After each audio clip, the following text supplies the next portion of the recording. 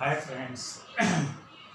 आज हम सॉल्यूशन का थर्ड टॉपिक लेने जा रहे हैं और वो टॉपिक भी सांद्रता के विभिन्न मात्रकों से ही रिलेटेड है।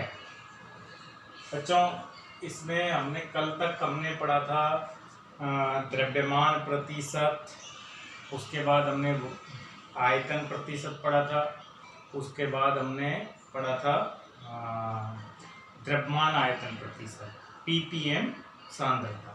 अब हम नेक्स्ट फिफ्थ मात्रक ले लेते हैं और वो है मोल भिन्न। मोल भिन्न जिसे हम मोल फ्रैक्शन भी कहते हैं।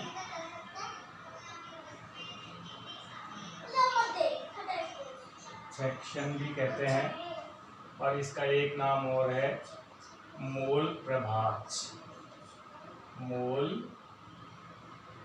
प्रभाज्य, इसको सिंबल इस तरह से सिंबल से भी रिप्रेजेंट किया जाता है। तो मोल भिन्न या मोल फ्रैक्शन क्या होता है?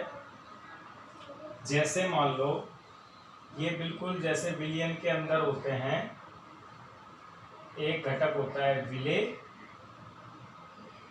और एक घटक होता है विलायक। सॉल्वेंट कहते हैं इसको। मान लेते हैं विलेय के स्मॉल एन मोल और विलायक के कैपिटल एन मोल मिलाकर हमने एक विलयन तैयार किया है। तो n plus n total mole कितने हो गए? टोटल मोल हो गए हैं विलयन के अंदर स्मॉल n तो विलेय के और कैपिटल N विलायक के, तो टोटल हो गए हैं n प्लस n। अब इसमें फ्रैक्शन का मतलब होता है अंश, मोल अंश, जैसे कि मोल भिन्न मोल अंश भी कहते हैं। तो अंश का मतलब है कि इस सॉल्यूशन के अंदर विलेय का कितना अंश है। तो कुल मोल हमें कितने मिले? n प्लस है, और हमें निकालना है विलेय का मोल अंश। तो इसके लिए हम क्या करेंगे? विलेय का मोल अंश निकालने के लिए विलेय का मोल अंश, तो टोटल विलयन में विलेय के मोल है n और कुल मोल है n प्लस n। तो ये किसका मोल अंश निकल गया? पूरे विलयन में से विलेय का मोल अंश। इसी तरह से विलायक का मोल अंश निकालने के लिए हम क्या करेंगे? विलायक का मोल अंश बराबर विलायक के मोल बटा कुल मोल। तो ये हो गए हैं आपके विलायक का मोल अंश। अब मोल अंश की डेफिनेशन क्या होगी? तो हम डेफिनेशन पे आते हैं। डेफिनेशन में यहीं से डेफिनेशन बनाते हैं। किसी भी विलयन में किसी भी घटक, जैसे दो घटक है विलेय और विलायक, किसी भी घटक का मोल अंश उस घटक के मोल तथा विलयन में उपस्थित कुल मोल के अनुपात के बराबर होता है। यानी हम कह सकते हैं परिभाषा, विलयन में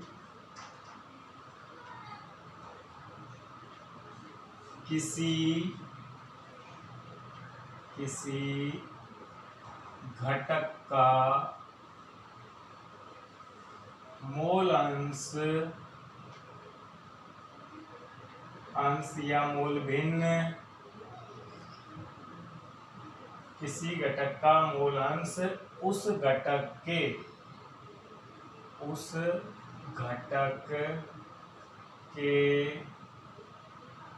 मोल तथा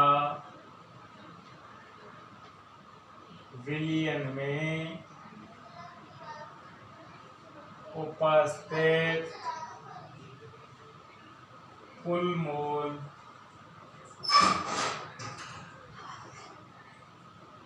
के अनुपात को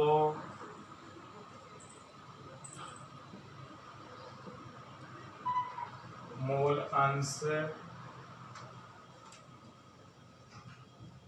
कहते हैं।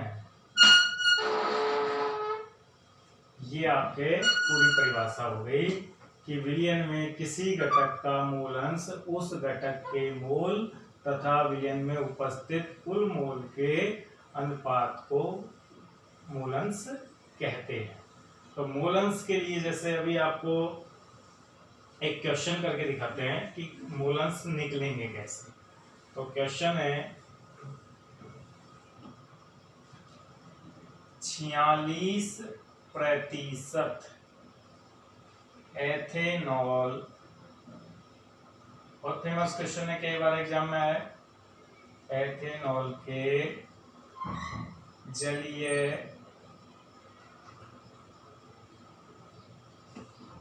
विलयन में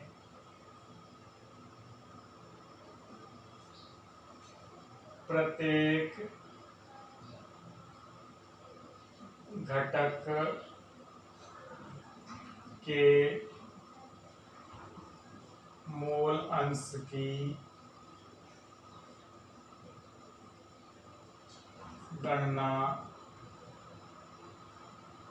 कीजिए। ये आपके क्वेश्चन 46%। अब यहाँ हमको बिल्कुल बिलियन किस फॉर्म में दिया है, परसेंटेज, ये भार प्रतिशत है। तो भार प्रतिशत है 46% एथेनॉल के जलीय विलयन में प्रत्येक घटक के मूल अंश की हमको गणना करनी है। तो यहाँ 46% विलयन का क्या अर्थ है पहले, तो विलयन का अर्थ पता कर लेते हैं। अर्थ, तो इस विलयन का अर्थ है 100 ग्राम सॉल्यूशन में 46 ग्राम एथेनॉल है, यह अर्थ है। यानी हमको क्या मिल गया, 46 ग्राम एथेनॉल, लेकिन मोल अंश के लिए हमें क्या चाहिए, मोल चाहिए दोनों घटक के। तो दूसरा घटक कौन सा है, पहले दूसरा घटक, एक एथेनॉल है, विलयन जलीय विलयन है, तो दूसरा घटक हो गया, दूसरा घटक हमको मिल गया जल H2, और उस घटक का भार, जल का भार कितना है, जल का भार हो गया,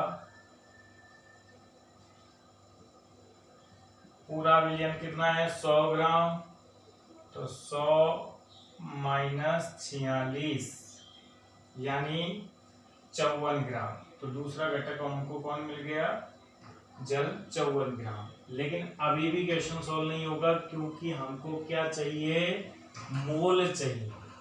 तो मोल निकालने के लिए अब हम आ जाते हैं, मोल का फॉर्मूला क्या नया सब जानते होंगे, V नो। हम जानते हैं मोल निकालने का फॉर्मूला है भार बटा अणुभार, यानी जिस घटक के भी हमको मोल निकालने हैं उस घटक के भार में उसके अणुभार का भाग लगा देना है। तो यहाँ W कितना, हम पहले किसके मोल निकालते हैं, विलय, जो कि इस विलयन में कौन है, एथेनॉल, एथेनॉल के मोल निकाल लेते हैं। तो एथेनॉल का भार कितना, एथेनॉल का भार हो गया आपके 46 ग्राम, और एथेनॉल का अणुभार का भाग दे देंगे।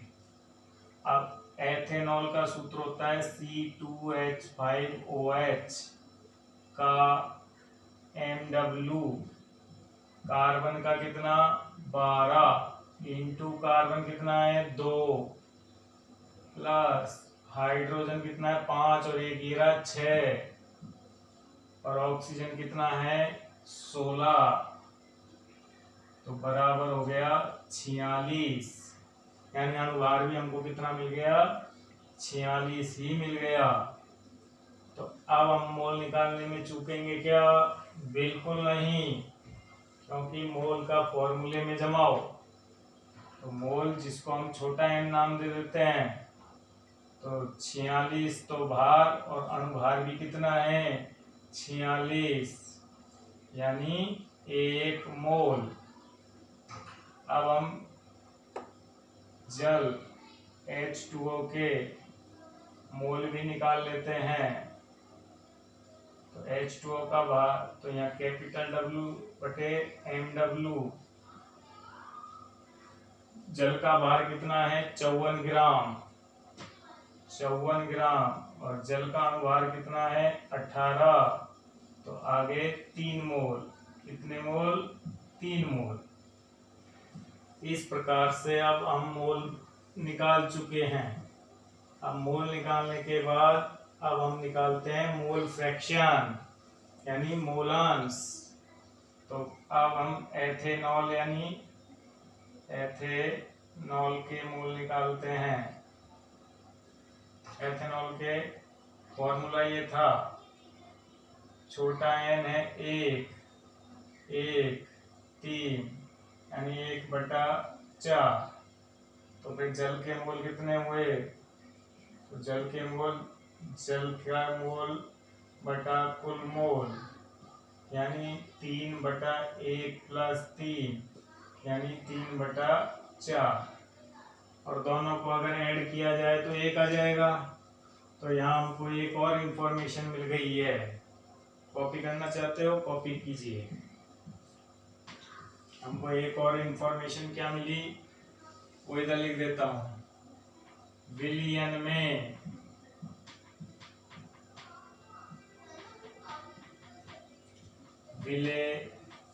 में विले प्लस विलायक के मूल अंश का योग सदैव 1 के बराबर होता है। जैसे देखो उधर से 1/4 + 3/4 = 1। अब यहाँ से आप हमेशा ये कर लिया करो, एक घटक का अगर विलयन में 2 घटक हों तो आप केवल एक घटक का मूल अंश निकालेंगे और दूसरे घटक का मूल अंश 1 में से घटा के अपने आप ही प्राप्त हो जाएगा। तो इस फॉर्मूले से भी हम निकाल सकते हैं। आपके एनसीईआरटी के अंदर एक प्रॉब्लम और है, उससे भी आप कर सकते हैं। 2.1 उदाहरण है वो, और वो क्या कहती है, 20% एथिलीन ग्लाइकोल के जलीय विलयन में प्रत्येक घटक का मूल अंश निकालो। तो जैसे मैंने अभी 46% निकाला, 20% में निकाल सकते हो। ऐसे ही एक अभ्यास में भी क्वेश्चन है, 26% KI के विलयन में प्रत्येक घटक का मूल अंश निकालो। तो आप वहां भी निकाल सकते हैं।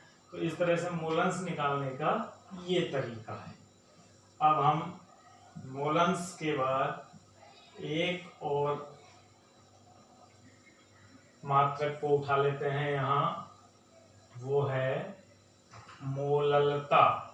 कौन है भाई? मोललता।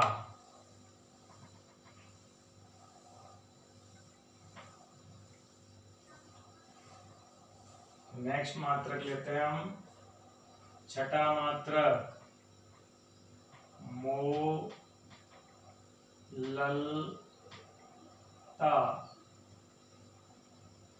जिसको दिखाते हैं स्मॉल m से। किससे भाई? स्मॉल m से। तो मोललता किसे कहते हैं?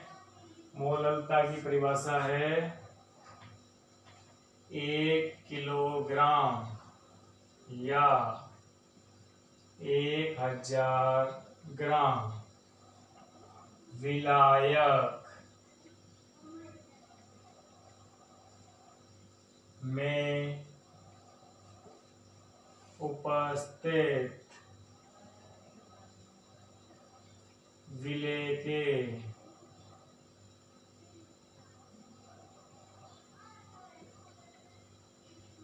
ग्राम मोल। ग्राम मोल को मोल भी कहा जा सकता है कि संख्या विलयन की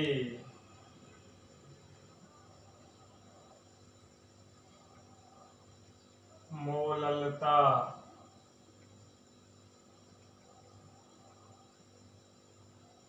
कहलाती है।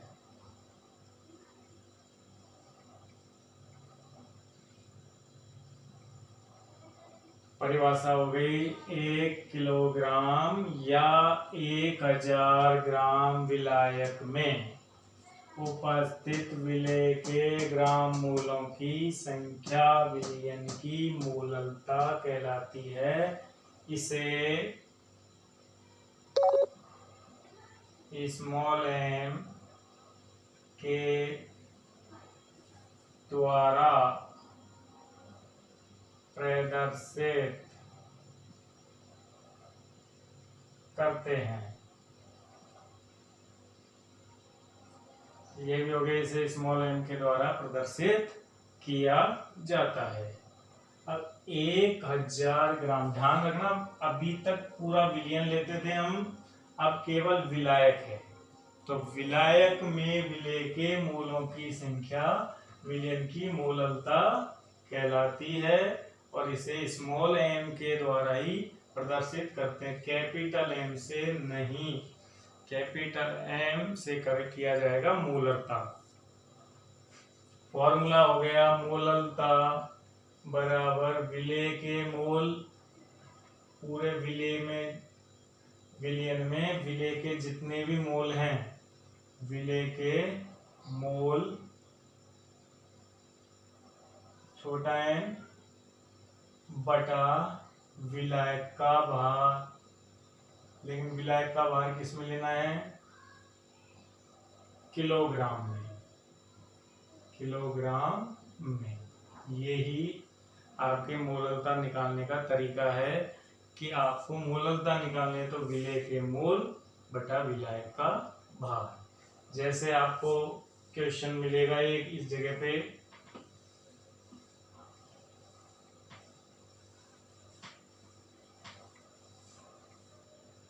छः ग्राम CH3COH को 2.5 kg विलायक में घोला है। घोल कर विलयन तैयार किया है। विलयन की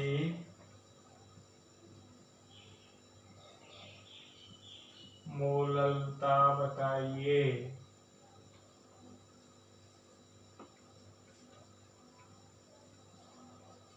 ये हो गया क्वेश्चन। तो यहाँ देखिए, हमको मूललता निकालने के लिए ये फॉर्मूला यूज करना है, लेकिन इस फॉर्मूले में विलेय के मोल चाहिए और आपको क्या दिया है? 6 ग्राम। तो पहले आप CH3COH के मोल निकालेंगे। मोल W बटा MW, W 6 ग्राम और MW 60। कैसे? कार्बन का 12, हाइड्रोजन का 3, कार्बन का 12, ऑक्सीजन का 16 प्लस 16 और हाइड्रोजन का फिर 1 बराबर 60। यहाँ से मोल आ गए 6/60 या 1/10, जैसे 6 कट गया। और विलायक किस में दिया है आपको? किलो में ही। तो आप फॉर्मूला यूज ले सकते हैं मूललता का। तो मूललता बराबर 1/10 बटे विलायक का भार कितना? 2.5। केजी में ही है, केजी में काम मिल जाना। 1/25, 10 नीचे गुणा हो गया 2.5 से, यानी 0.04 मोल। आया कि नहीं आया? ऐसे हो गया सब। अगर मान लो आपको विलायक का भार भी ग्राम में दिया जाए तो आप 1000 का भार लेके उसे किलोग्राम में चेंज कर लें, अन्यथा क्वेश्चन गलत हो जाएगा।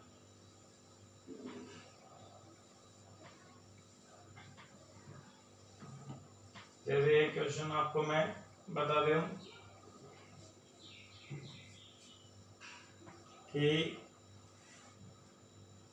ये क्वेश्चन भी आपका है 4 ग्राम NaOH को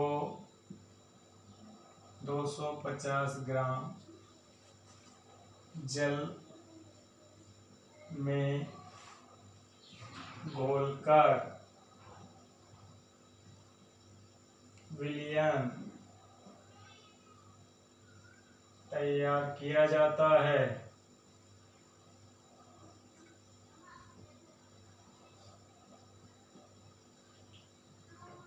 अब मोललता की गणना कीजिए। तो अब देखिए यहाँ पर दोनों चीजें 4 ग्राम, ये भी ग्राम में है और 250 ग्राम, जबकि हमको विलायक किस में चाहिए, किलोग्राम में। तो ऐसी सिचुएशन में आप मोललता निकालने के लिए स्मॉल w में mw का भाग देंगे। तो ये तो हो गए विलेय के मोल, और विलायक का भार भी अगर ग्राम में दिया है w ग्राम, तो उसमें 1000 का भाग लगाओगे। अब ये किलोग्राम में हो गया।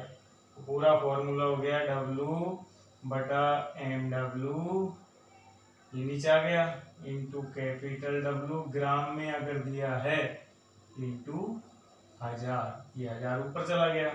तो यहाँ W कितने में, अब सीधे रखते हैं 4, NaOH का भाग 40, विलायक का भाग 250 ग्राम इंटू 1000। तो 2 0 से 2 0 कट गई, 4 से 4 तो 10 बटा 25 यानी 0.4 मोलर। इस तरह से दोनों तरह के क्वेश्चन बता दिए मैंने आपको कि जिसमें आपको विलायक किस में दिया गया हो, मोल सीधे दिए गए हो या ग्राम में। तो ये फॉर्मूला आप यूज करेंगे। और ये भी ध्यान रहे कि अब तक हमने जो मात्रक पढ़े हैं, जैसे कि भार प्रतिशत, ppm सांद्रता, मोल भिन्न और मोललता, ये सभी मात्रक ताप पर निर्भर नहीं करते हैं। कई बार क्वेश्चन आया क्या मोललता ताप पर निर्भर करती है, नहीं। तो ये विशेष नोट डाल लें।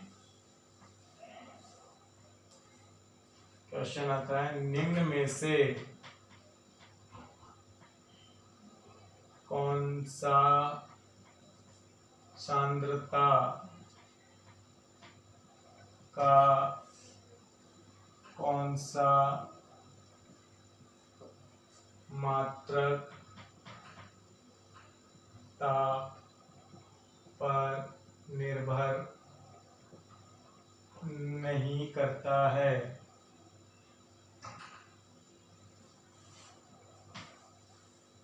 आएगा आपके,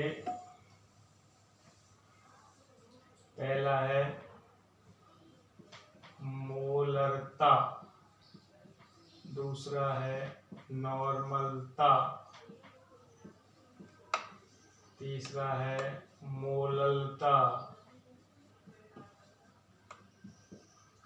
और चौथा है फॉर्मलता। तो ये करता है, ये करता है, लेकिन ये नहीं करता। तो राइट आंसर ये भी करता है। तो राइट आंसर मोलरता ताप पर निर्भर नहीं करती है। ओके बेटा, तो ये हमारी 3rd क्लास थी। 4th क्लास के अंदर हम ये मात्रकों को स्टडी करेंगे। तो बेटा अभी आप जो भी आपको प्रॉब्लम्स आ रही है उन पे हम बात करेंगे नेक्स्ट टाइम।